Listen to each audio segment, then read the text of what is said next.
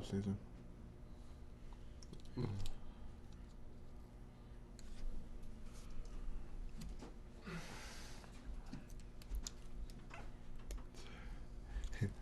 We are now 12 minutes behind schedule. Somebody's watching. Yeah. No, it's I don't know.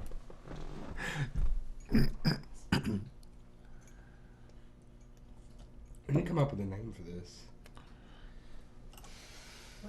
daily stream doesn't sound very good. No. Stream anything. Like, yeah, you know, like, that's what I was thinking is the morning show can be like something, and then the afternoon show can be like taking a nap or Well, isn't there like a... just got up. Taking a break. Get that brain cooking. This one will be Morning Wood, and the afternoon will be Afternoon Delight. Delight, yeah. Like the actual, like, No, morning wood, and this has to be a nooner. Yeah, nooner. Nooner. it just, Morning wood. There's gonna have to be some editing on this stream. In post. What's up? Oh, Nothing, we've been running the logo smash. yeah. Oh, God. 20 seconds.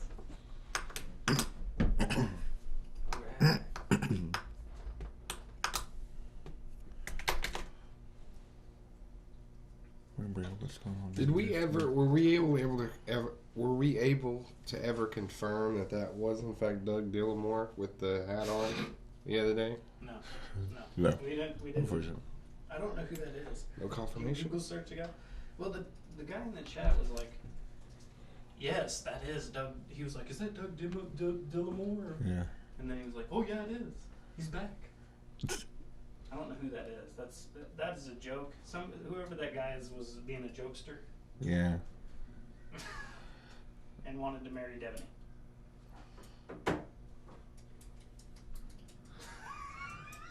You should tell like get in line. Say something like that. No.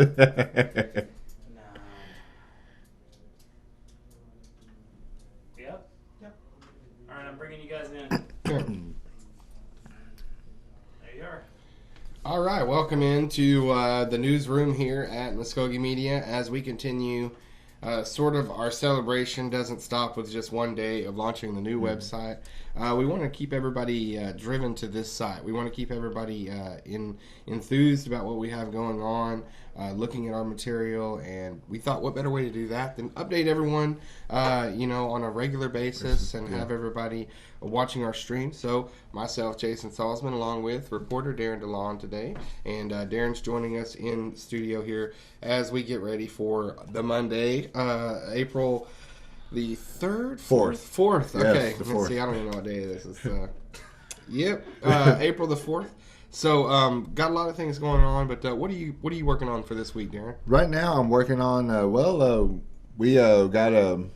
I did an interview over with MMA fighter or up and coming MMA fighter. Well, I'm gonna take that back. Not MMA fighter, more like a kickboxing fighter. Lena Pizzolato, who is also a nurse for the Mvskoke Creek Nation. Oh wow! Okay, Yeah, cool. so- Yeah. We talked about teaming up on that. It's an interesting story there. Yeah.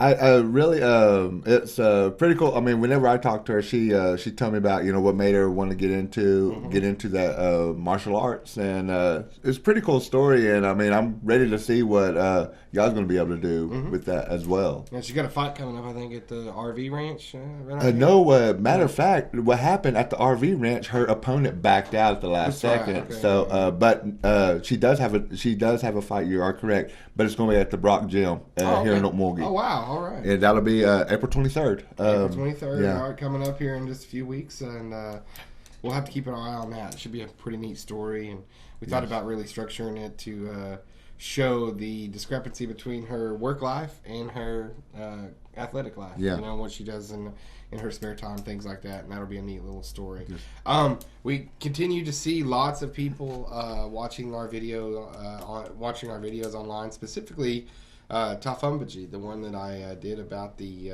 wild onions. I mean, we knew that was going to kind of be popular, but it been a little bit overwhelmed by the response. It's and very seems like a lot of overwhelming, people yes. have been happy with that and really like sharing it and seeing that story between Jamie and her mom, basically. Exactly, and you see a lot of people. I mean, they're always talking about it, man. I mean, when it comes around springtime, you know, I mean, that's going to be one of the biggest topics that's going to be on everybody's subject. You know, that's what Jamie's mom said. She said everybody just waits for the onions. They wait for the onions, and then it's a big deal. So yeah, and it's funny though. We look at those things and we see that I think you know, Sterling Harjo said something the other day too about this on Facebook. It's like you put up a picture of like, here's this big huge story we did working on through all these documents and health and everything, and looking at this big, you know, monster story. You put it out, nobody really cares, and you put out like wild onions, and there's like 800 likes, and you know it's shared and reached. everybody goes into a trance. Yeah, it's funny. It's funny. Oh, we got News something. fodder.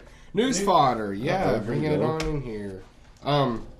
Actually, I was going to tell everybody about this too. April the 22nd is always Earth Day, so we have Earth Day coming up.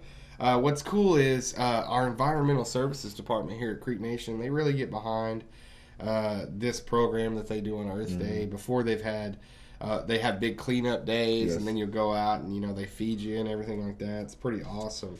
The So they big- want all kinds of volunteers. They let you bring in stuff throughout the year or on that day too, specifically like for recycling. Specifically for recycling Yeah. at the recycling center. I'm glad you mentioned that, Darren. The recycling center here in Altmalgi, they take things all the time. So it's a service, just like us doing roads or something like that. It's a service that the Mvskoke Creek Nation provides to the community, not just its people. So it's pretty cool. The recycling center, not very old. It's been built just a few years ago, a couple years ago, but they have all the capabilities of any recycling center that you might see, and really it's used and utilized by lots of people in the county. And you do see a lot of them, man. They're always coming out. They're coming out to the different departments, and they're just picking up the plastic bottles and getting anything that's recycled here. They're going to be picking it up, and they're always. I always see them out and about. You know, grabbing things, getting things, and Yeah, they do a great job, and the Environmental Services Department wants all the volunteers they can get. That's April the 22nd. That's 3 Fridays away. And what's going to be going on is they're having a trash pickup. That's something they did last year. Big response there. The first 100 volunteers that call and sign up are going to receive a shirt. So that's you know, everybody likes getting a shirt. Exactly. Registration will begin at noon over at the college again on that day. They'll have food, refreshments, door prizes, stuff like that. All happening. If you want to get down with this and volunteer and help out with the trash pickup, 918-549-2580. Call the Environmental Services Department. Sign up. If you're one of the first 100, you're going to get you a free t-shirt. And it's just a lot of fun. We went out last year, picked up some trash and things like that. So And if anybody wants to see what that looks like, yeah, that story's on our that YouTube story's channel. on our YouTube channel. Yes. Exactly, picking up trash. I think that it was like a man on the street thing. I we picked up trash that day. we made it a whole day out Yeah, of it. we Yeah, did. we We sure we did. did It was a lot of articles fun. about it. And we also did a TV segment. Yeah, it's a great thing. Week of the Young Child coming up on April 11th. Parade happening on April 11th, starting at 10 a.m. downtown Altmalgi. All kinds of fun stuff going on. Child care then after the parade, a fun fair, and they want you to bring lunch, bring blankets. If you want any information on this, Tammy Lewis, 918-732-7670, or Amanda Durrett at 732-7899 for more information on the Week of the Young Child. And also, you can see that on our YouTube channel as well. We've covered it for a few years, and it's something that's big around here with child care and, of course, our JOM departments and everything like that, that we're taking care of our little ones and letting them know how important they are to the future of this nation. The Creek Nation School Clothing Program, it begins for you apply May 2nd through December 31st, and it ends on December 31st of next year. Everybody out there pretty much knows about school clothing programs, so holler at them if you want to get involved or take part in it. They will answer any questions that you have. Don't have a number on here, but call 918-732-7600 and ask for the school clothing program, they can get you over there. Yeah, the coordinators like Robin Hayes, and I know there's Misky Harding. They both work over there. They work pretty hard with it. So they're pretty good people, and they'll work with you. They'll be able to do follow up on directions and be able to answer any questions you have. There's going to be community screenings from the Office of Family Violence Prevention coming up from some videos that they show that really are powerful videos at some of their presentations and talks that they have. They're all going to be held at the Mound Auditorium. So we've got the dates of April 6th, 18th, 12th, and the 28th. So April 6th, 12th, 18th, and 28th. There'll be screenings all day at the Mound Auditorium. The Mound Auditorium. Even though it looks all messed up and everything, you still go right on. Still can go inside. Yeah. And that's, as I said, that's from Family Violence Prevention. If you want to get in on those too, 918-732-7979. So we've got lots of information, lots of events coming up to look forward to. Something else coming in. There's two things. Oh, College of Mvskoke Nation graduation is also on Earth Day. So you could say plant a tree, or you could say figuratively, we are planting seeds with new graduates from the College of Mvskoke Nation. So 10 a.m. will be the dance there. Dome. Sorry. I tell you what, this handwriting. I have to do something about this. 10 a.m. at the Dome. And it's a great place to have the graduation. It's great to have that facility now. We can have things like this. April 22nd, it's liable to be pouring down rain that day. So it's great to have that. Marissa Parker is who you want to call to get some more information on the CMN graduation. 918-549-2843. Yep. And you'll have more updates on this as we get closer. MvskokeMedia.com. Go and check out our archives of the paper for past coverage of college graduations. Also, check out our YouTube channel for past coverage. You can just look in the dates and the episodes and find where it would be each April. So we always cover it. We always got a pretty good amount of coverage on it. It's a great event. A lot of culture happens at those. I think even one year they even had like a time capsule that they put under that symbol right there in the courtyard. Yeah. Speaking of time capsules, I know recently, not too long. I mean, there was a time capsule that was done with the reintegration program. Reintegration, yeah. And I'm glad you mentioned them because they just went up to Montana. Tony Fish, Carrie Coon, and Sprint Williams, the three from the reintegration program, went up to Montana. There's places nationally that have them up to speak, to present, because the Creek Nation's reintegration program has sort of become this model for many other tribes, and not just tribes, but municipalities, different, small city governments, things like that they're modeling on what the Creek Nation has done with the reintegration program. It's really something to see where it's come. I remember in the early days, we would have, when they first started the program up, you thought, what's this going to be? Is it going to be something that where it can, sustain itself, and is the need going to be great enough? And we've seen that it obviously is. Not only that, they're doing more and more each year. They have a $5 million or whatever it is transitional living facility coming up in Henrietta, right there. That's going to alleviate a lot of the problems that they have, and a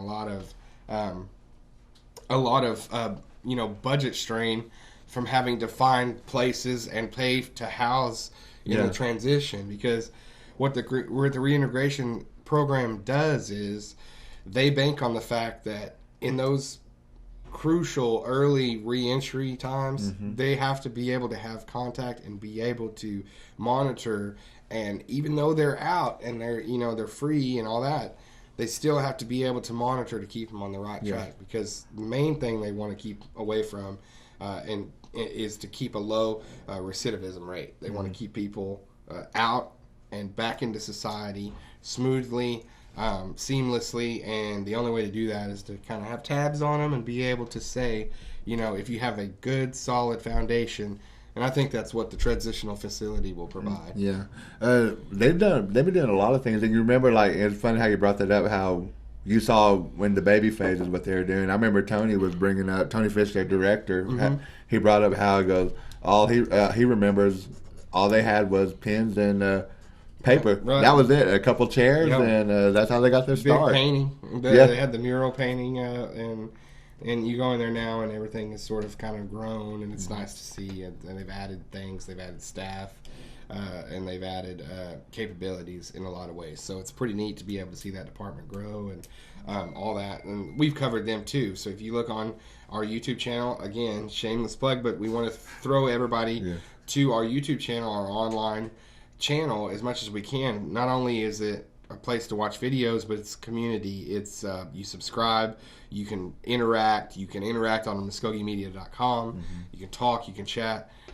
It's really the way that our industry is moving, and so we want our audience to go with us as we go that way. So lots of material on there. Everything that we talk about and mention and reference, it can be found on the online channel in the capacity that we've covered it somehow before. In one way or another, we have covered everything we're talking about, including the American Indian Cultural Center and Museum in Oklahoma City. We've seen recent developments with that. March 15th, I believe, was the deadline to kind of have something worked out with it, and they were able to reach an agreement. What's basically going to happen, Oklahoma City going to link up with the Chickasaw Nation to be able to finish that up. And there was a statement given from one of the gentlemen at the Chickasaw Nation, and also Blake Wade, the executive director of the American Indian Cultural Center and Museum, says that it's in a perfect location. And so they really want to get it done. They think that it's going to be a viable option, not only for tourism, but also enhancing and paying homage to the culture of the people here in Indian country, the native people. So I think they feel like it's going to be a great representation. It's just it's been a little bit of a bugaboo to get the thing going. Yeah, I mean, once you think you got something going on, there's always a roadblock. And I hate to say it, but we hope there's no more roadblocks, but you're kind of expecting one. Yeah. Under the agreement, the state will provide $25 million in bonds for completion of the museum and transfer responsibility for the operation and maintenance to the city. The city will provide $9 million. Wade said another $31 million will be provided by individual and corporate donors, and that the Chickasaw Nation will provide the balance, about $15 million. Wow. So tribal support for the project was critical to the city's decision to accept the state's offer to take it on. It was dead without it.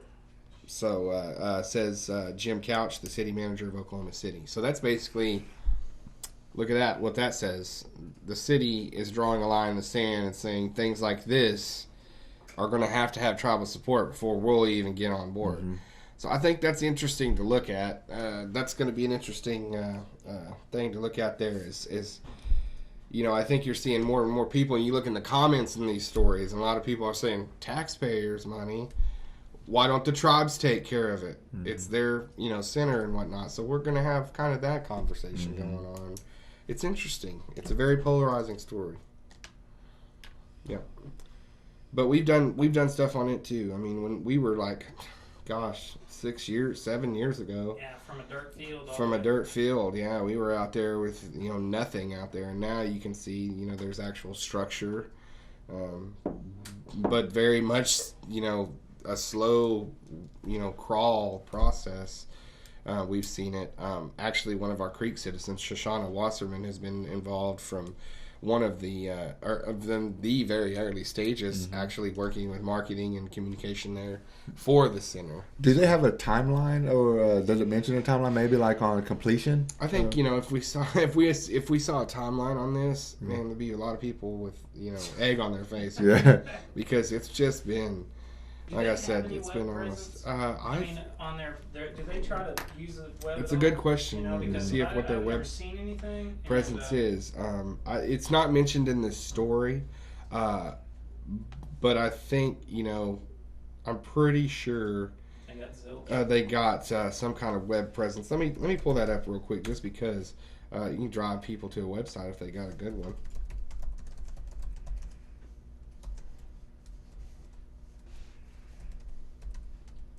Let me make an adjustment too while you're. I just want to do one thing. Yeah. Come in. This is the AmericanIndianCenter.org. The AmericanIndianCenter.org. This is the website here, so you can see, pretty decent web presence. They've got even some of their archived stuff, their events that they've had, even video, whatnot of some of these things, and you can look and see.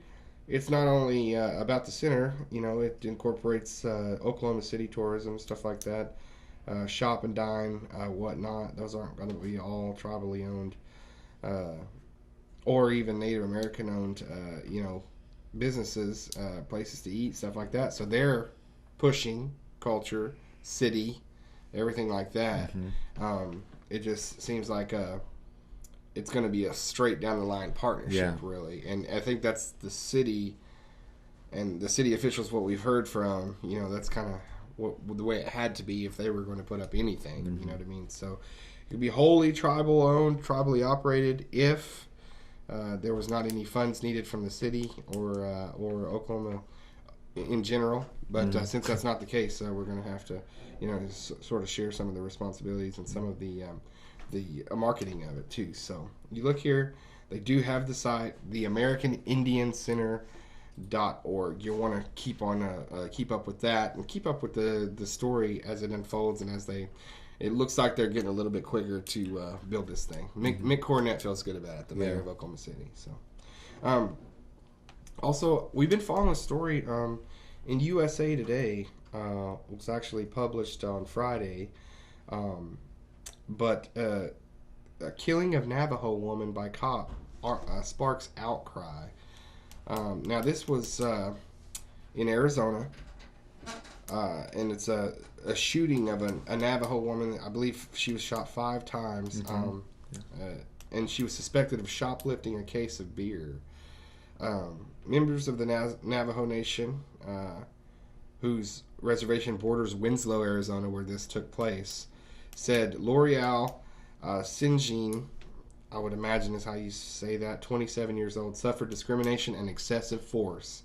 And the Navajo Nation is demanding that members of the Navajo Nation, demanding that the officer's name be released.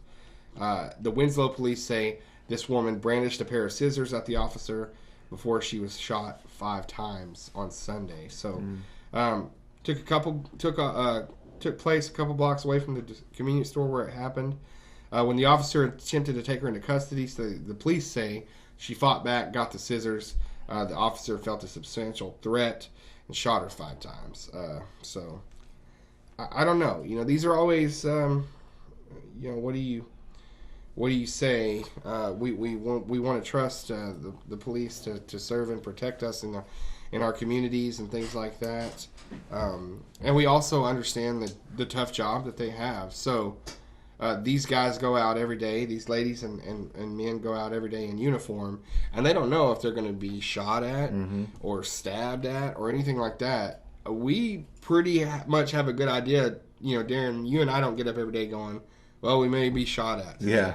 I mean, I don't want to be naive, but at the same time, it's something we just don't have to worry about. Exactly. We're not. These people do, So, I mean, you look at it from that point of view, but you also look at the fact that there have been cases around the country where we've seen police get excessive. We've seen police maybe shoot first, ask later, in certain cases, or maybe, shoot when there's not a threat that warrants a shooting. So, you never really know. I mean, we're not out there. We weren't there. I hate to ever speculate.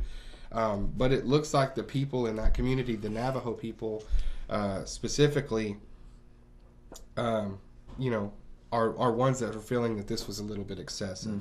And if you look at the story too, they talk about that this guy and his stepson that's walking down the street, and he's like, "Oh, this lady stole. I want you to see what happened," because he's going to teach his son that the police come in and arrest people that steal. Yes. And he sees this horrific event. Right. So a gentleman and his son, said that he was wanting to show his son what happens when you steal. He said, "Oh, this lady has stolen. Let's go see what happens to that lady. This is what happens when you steal. I want you to see it." That's what he was telling his son. He and his stepson trailed from a distance and saw 2 police cars pull up to where she was walking. We were walking, and I said, look, they're going to arrest her. But that didn't happen. Obviously, she was shot, so that's, wow. This guy's sitting here like, let's go, and you need to see what happens when you steal from a store, young man. And then it's like he's traumatized for life now because he sees that you're shot 5 times. Mm-hmm. But so I don't know. In this story, Winslow police are going to have some questions to answer. The people of that community, the people that knew her, or the people that in support of her, or just the people that feel like they're marginalized and have a reason to feel threatened or maybe afraid of the police in that area, they're going to have questions. So this will be interesting to follow. Winslow Police Chief Stephen Garnett has asked the Arizona Department of Public Safety to conduct an investigation into the shooting. Department of Public Safety declined to comment on the woman's actions until the case is investigated further. Navajos and others have taken to social media to express grief and anger in the shooting. Many using the hashtag Justice for L'Oreal and hashtag Justice for L'Oreal, or for. Yeah. Andrew Curley, a member of the Red Nation, a coalition of Native American and non-Native American activists, said an organic movement has formed to challenge what he called the police violence against Xinjiang. It's whenever they no telling how long those investigations will take too. I mean, we know usually after, like, if an officer has to fire their weapon, they're placed on leave. I mean, immediately they have to give up their gun, and that goes right into the investigation. So. Well, and I didn't even see this. The Navajo Nation president actually made a statement on this. Russell B. Gay. He says, "We hear about these types of shootings happening across the country. If there is no legitimate justification for taking Xinjiang's life, then the Navajo Nation wants the fullest extent of the law to be taken in serving justice." Vice President Jonathan Nez of the Navajo Nation went on Facebook and said, "The Navajo Nation sends our condolences to her family during this tragedy. Significant numbers of Navajo citizens have expressed public outcry over this violence. We will continue to investigate." Now, it's hard to tell. This definitely, from the Navajo Nation's president and vice president, looks like, they have a stance on it. But I want to be real quick when we look into these comments. These look sort of like political, we need to do our job politically with these comments. Because if you look, Vice President, he's saying that the Navajo Nation has heard from a significant number of citizens about their outcry, and we will continue to investigate. So he's saying, we hear you, we know what you think about it, and we'll look into it. It's not saying like the Navajo Nation believes that there was injustice. Now, if you look in the president's statements, he says, "We hear about these type of shootings across the country." So right off, he's establishing that there are things that happen with minority communities and law enforcement that we've seen that could be precedents for what goes down in these type of situations. And he says, but then he says, if there is no legitimate justification for taking her life, then the Navajo Nation wants the fullest extent of the law to be taken. So, again, I think we would all agree, these are a little bit political statements, but at the same time, it's the top 2 guys at the Navajo Nation talking about the subject. So it's a big deal out there. And I would like to talk with some of our people that we've we may try to get them on the line today. Some of the people we know from the Navajo Nation that cover them on a regular basis that we've ran into at NAJA conferences and everything like that. It'd be interested to see what the journalists out there that cover the Navajo Nation on a regular basis think about this story. Because, I mean, if it happened here, we would be all over it. Yeah, absolutely. Yeah. And we would have our, not necessarily opinions, but we would have all of the information that was available.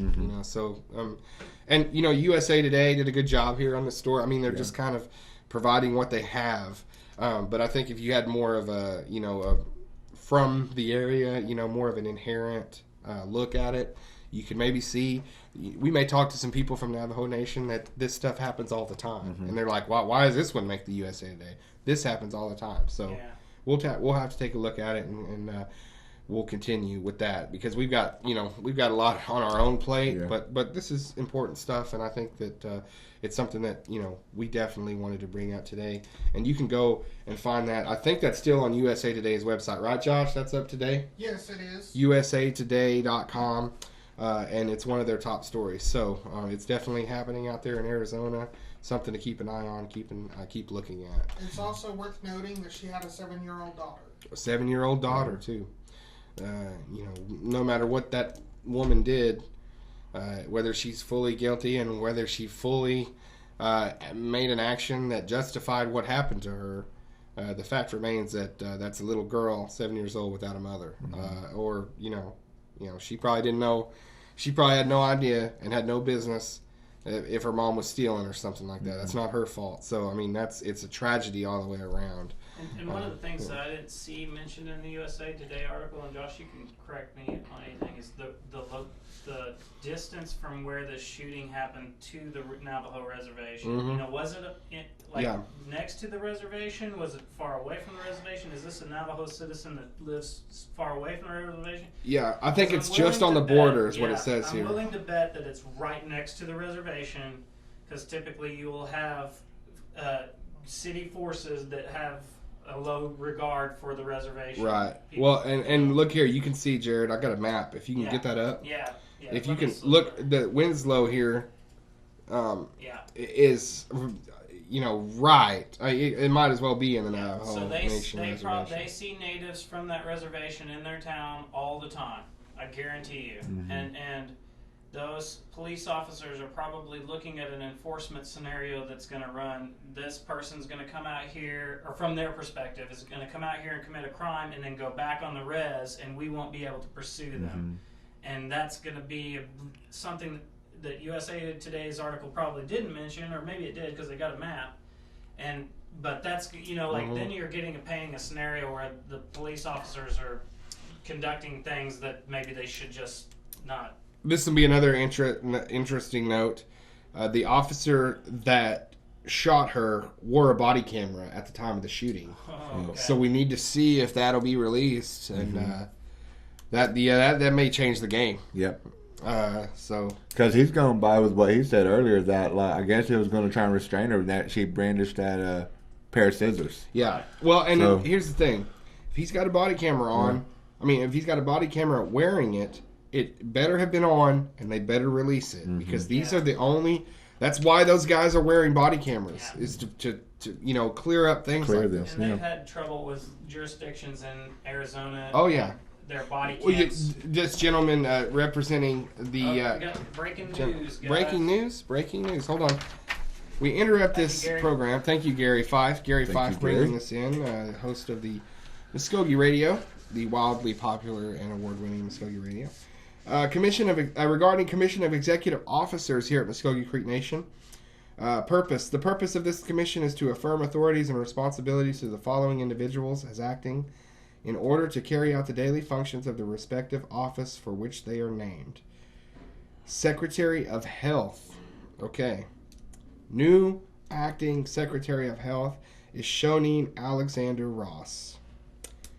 Commissioned by virtue of the executive authority vested in me as Principal Chief, and in accordance with Article 5, Section 2 of the Constitution of the Mvskoke Creek Nation, I hereby commission the above names with all powers, duties, and authorities of the respective office or position for which they are named.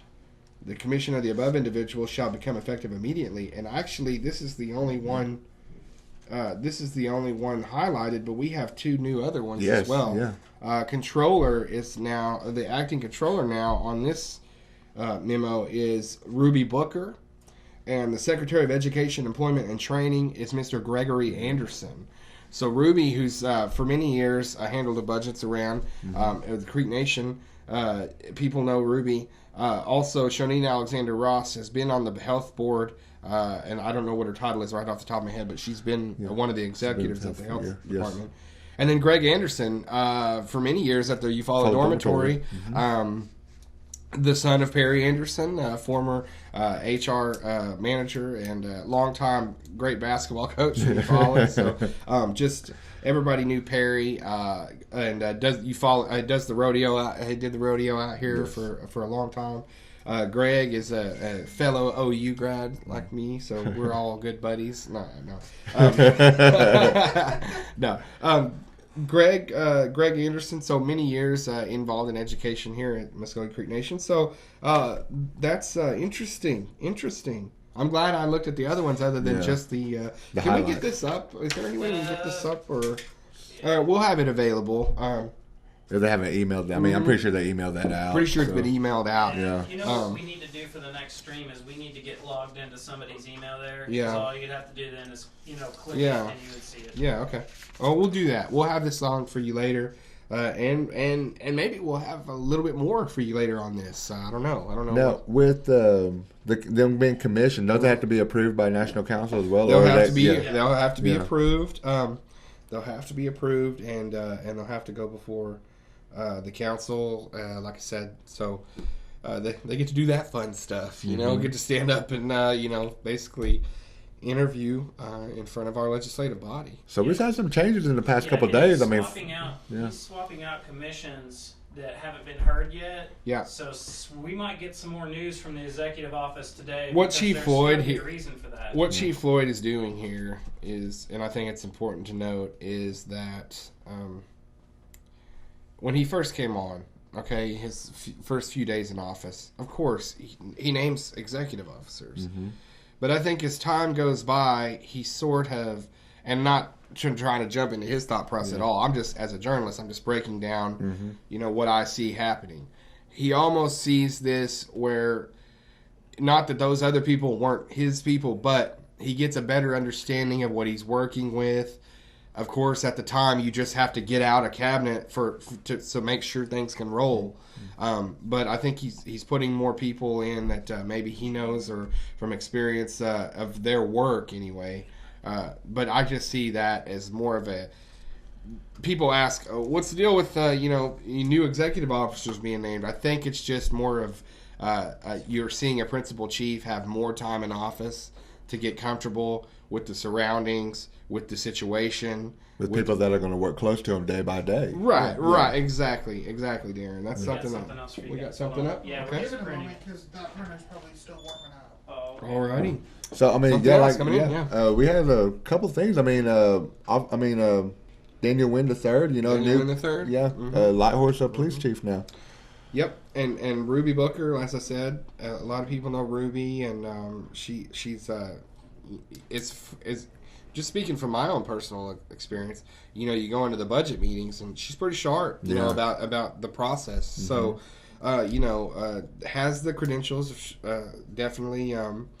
Shonine Alexander Ross. We haven't done much with health as far as like getting to know him, interview him, things like that. But she's been over there for a few years. I know that in an executive position, and was one of the individuals in the audio we released recently, speaking to the National Council, and seemed to have information and have something to say regarding the matter that was being discussed. So, I mean, you look to there, and I know everybody's going to have opinions one way or another on everybody that's mentioned or whatever. I mean, there's not going to be one person, I promise you, ever. This is just the way tribes work.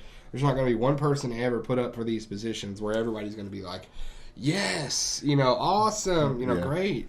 There's always going to be, somebody. I mean, because if you're around long enough and you have to make tough decisions, that's going to make 10 people mad, but it's going to make 30 people happy. Whatever so you just kind of roll with it, and it's part of the process. In those positions, he knows he's going to try and do everything. I mean, possible. I mean, what he thinks is going to be best for the tribe. Right. Now you can't. I mean, and of course with that, I mean, National Council Rep Del Beaver said this. You can't make everybody happy. You gotta, do what best you think is best for Mvskoke Creek Nation. All right. This just came through the email. Okay. This just came through the email as well from the executive office. Executive Order 16-01 Just bear with me here, and I'll read through it. It says, Budget Call, 2017 Comprehensive Annual Budget. By virtue of the executive authority vested in me as principal chief by the Constitution of the Creek Nation, it is hereby ordered that all programs, departments, agency, enterprises, authorities, or any other legal entity requesting funds under the control of the Mvskoke Creek Nation begin preparation of a budget for inclusion in the fiscal year 2017 comprehensive annual budget. All programs funded by federal grants and contracts should use the guidelines provided by the respective funding agencies. Based upon current revenues and projection of funds available for the 2017 fiscal year, all tribally funded budgets shall be submitted at 90% of the original fiscal year 2016 comprehensive annual budget as approved by NCA 16-016 with the exception of required matching funds. So 10% reduction there. 10% reduction for everybody. So it's, these are things that we knew would probably have to happen. I think that anytime we have a situation like we have with the shortfall, with some a little bit of a pinch financially, I think that you can see this coming down the pike. So, this just kind of makes it official, some steps that they're taking. Purpose and scope in this policy statement starts with, in compliance with the Creek Nation Constitution, Article 5, Section 3, the principal chief shall prepare the annual budget requests and supplements thereto, and with the advice and consent of the National Council, administer funds within the control of the nation. So in order that the tribe may give systematic consideration of proposed expenditures and methods of funding, such proposed schedules of expenditures of all funds in the control of the Creek Nation shall be prepared in the form of a comprehensive annual budget upon issuance of the order, and it shall be responsibility of the member of Chief's Cabinet or Board to review all budgets within their department area. So the budgets are going to be reviewed by department heads that make up the cabinet, and do not alter the format of schedules provided. So they're going to be going by basically a set of instructions on this. An executive review points out that no budget revisions or supplements will be submitted to the National Council which have not been properly submitted as outlined in Section 1.01 subsection B. Boy, that's a lot of nonsense jargon. And but you guys are at 10:54 right now. Yeah. So the stream's scheduled to end at 11. If Okay. you want to do a breakdown of that later in the afternoon stream. Yeah, we'll probably take a look at this and break it down a little bit later. This is following, I guarantee you, fast on the heels of those commission announcements. Mm-hmm. So there's going to have some more structural things are going to happen today as far as the budgeting process. Lots going on here at Creek Nation, though, to start on a Monday, exactly as we had hoped here in the news cycle, in the newsroom. We want things like this coming down. We want to be able to cover things and get it out to you citizens as fast as possible. So one of the things we want you to take away from this first session here today definitely is the naming of 3 new executive officers acting and waiting approval of the National Council. That would be employment, training, and education. That would be Greg Anderson there. Also the new controller, the new acting controller would be Ruby Booker. And then for the Secretary of Health, Shoneen Alexander Ross. So 3 people that aren't just out of the blue coming in. 3 people that are vested in Mvskoke Creek Nation and all Mvskoke Creek citizens, to my knowledge. So that'll be important to take a look at where we go with the development of this. So Darren, anything else you want to say? Another thing we want to take a look at for this week too is intertribal. Yeah, Intertribal is going on. Yeah, that's going to be a Cherokee Nation Hard Rock Hotel and Casino. Yes. Mm-hmm. Good. That's happening. Be Thursday and Friday. Thursday and Friday, yes, up there in Catoosa. So if you have plans to attend, there'll probably be some talking points and things like that. Also, Mark Hill sends us this. Follow us on Instagram at Mvskoke Media. Follow us on Instagram, please. We want to hear from you. We want to see what's going on. I mean, we want you to see what's going on. Actually, we'll be putting up pictures, things like that, behind the scenes looks. Really just the operation of Mvskoke Media as we continue on with this new brand, this new day, if you will, here. Not to get too sentimental to grandeur. But New Day WrestleMania last night. Actually, I forgot to mention that. What's cool was they have this battle royal for WrestleMania. Tatanka comes back. The Native American, we had Chief Jay Strongbow, who wasn't really Native American, but then we had Wahoo McDaniel, who definitely was OU football player, wrestler, and tribal citizen from right here in Oklahoma. But then you have Tatanka, who's Lumbee. North Carolina tribe, same tribe as Kelvin Sampson. Yeah, former OU coach, now at Houston, but pretty cool. So I saw Tatanka in there. I was like, yes, man. He even did a little dancing, his whole old routine. So it was awesome. I was like, all right. And they even gave him some screen time and talked a little bit about his heritage, stuff like that. So cool. Millions and millions of people watching. That's a great thing to have that exposure. And congrats to him for being that age and coming back and doing it, man. It's awesome. And he's on Twitter. He was actually going to come on Native News Today, but we couldn't link our schedules up. He was supposed to be in the area close, and I couldn't link the schedules up. But one of these days, we're going to get him. Yeah, we'll contact him and see if he can do a phone interview. That might be cool. On the live stream. Yeah. Might be cool. Do it on the live stream. Ask him how WrestleMania was, everything like that. And then we're also gonna have another. We're gonna try to do a live stream in the mornings, 10 to 11. Yep. And another live stream in the afternoons, 2 to 3. Okay. All right. Every day. Perfect. 10 to 11, 2 to 3. Just kind of getting you updated on what's going on with the Mvskoke Media here, and what's cool is the news as it happens. Like I said, first one out of the gate, and we're handed 2 big news items. That's how it happens up here. We want you all to be able to be a part of that process and to see how it goes down authentically. So that's the way it happens up here, and that's the way you'll be getting it on your stream. Darren, thanks for joining me here this first time, man. Jay. Had a good time chatting on everything from the AICCM to a cop shooting to WrestleMania. So we covered a little bit of everything, but make sure everybody is with us here on the stream, interacting. We love having you, and we hope that you continue to enjoy and use as a reference MvskokeMedia.com. We'll see you guys later today.